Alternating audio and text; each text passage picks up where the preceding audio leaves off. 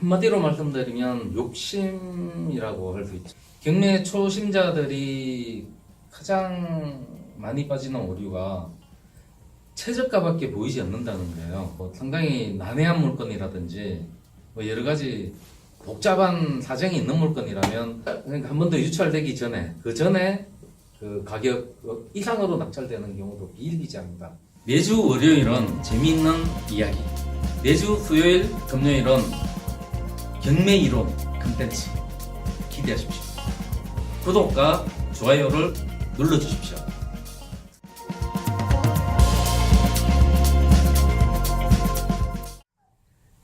경매를 하는 사람이라면 누구나 겪는 과정이죠.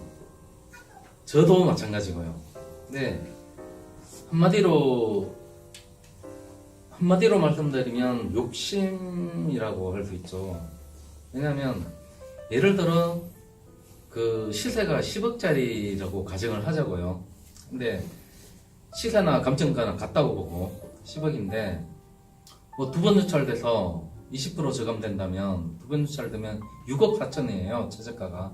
근데 경매 초심자들이 가장 많이 빠지는 오류가 최저가밖에 보이지 않는다는 거예요.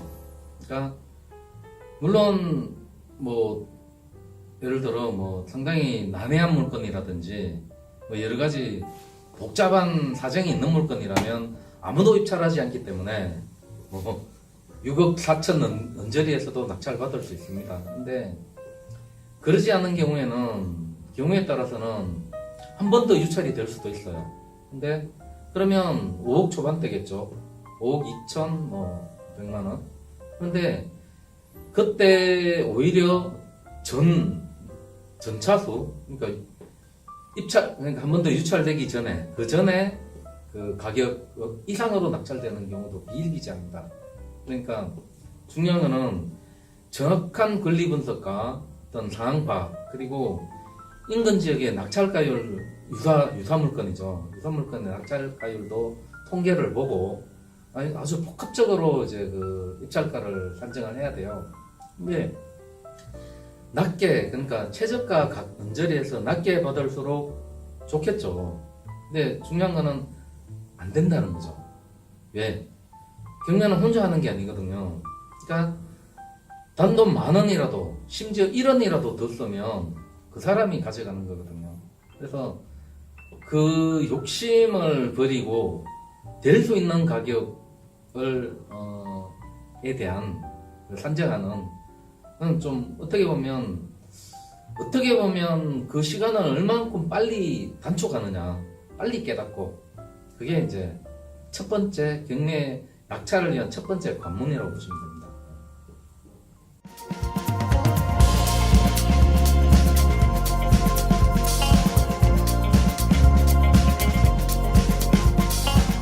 그거는요, 사실상 물건별로 다 틀립니다.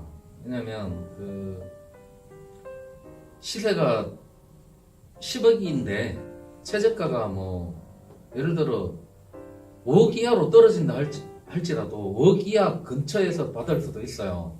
근데 경우에 따라서 뭐 80%, 90%, 심지어 뭐 100% 가까이 낙찰이 되는 경우도 있어요. 그래서 물건마다 틀리기 때문에 그것을 판단할 수 있는 수준까지 가기 위해서 좀 시간이 필요하고요. 그리고 어쨌든 좀 복합적인 거예요.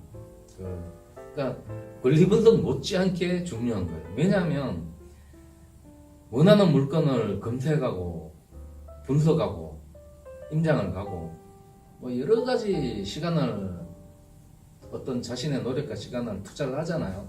근데 결국 낙찰에서 실패하면 모든 게 무용지물이 돼버려요.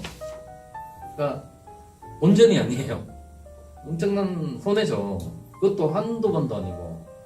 예를 들어 뭐 한 달에 입찰을 2번 한다고 가정을 해요. 혹은 한 번 한다고 가정해요. 몇 번 떨어지면 6개월 그냥 가버려요. 너무나 아깝지 않나요? 그러니까 그 시행착오를 줄이기 위해서 어떤 빨리 그 상황을 캐치하는 게 중요한데, 사실상 하루아침에 되는 일은 아니죠. 예. 하지만 단축시킬 수는 있습니다.